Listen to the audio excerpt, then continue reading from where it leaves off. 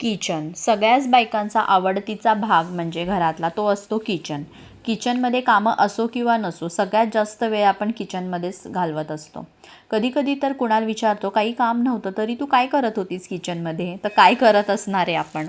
आपण शोधत असतो स्वच्छ असलेल्या किचनमध्ये अस्वच्छता. आपल्या मनाला कधीच समाधान होत नाही की आपलं किचन स्वच्छ झालं आहे. काही ना काही आपण किचनमध्ये कामं काढून करतच असतो. तसंच आज मी काहीतरी करत होते. स्वच्छ तर होतं, पण म्हटलं आज काहीतरी डीपली क्लीन करावं म्हणून सगळं किचन ओटा घासून घेतला. गॅस वगैरे स्वच्छ व्यवस्थित क्लीन करून घेतलं, कारण खूप तेलकट होऊन जातो सरफेस. बघा किती स्वच्छ दिसते, म्हणजे मनाला समाधान होतं की बाबा हां काहीतरी केलं आहे आपण किचनमध्ये. ॲपल खाऊन घेतलं, भूक लागली होती. माझं कामं होईपर्यंत दोघं बापलेकं कुठेतरी बाहेर गेले होते. पाऊस नव्हता म्हणून म्हटलं कुणाल बोलला की फिरून आणतो त्याला, माझंही काम होईल तोपर्यंत.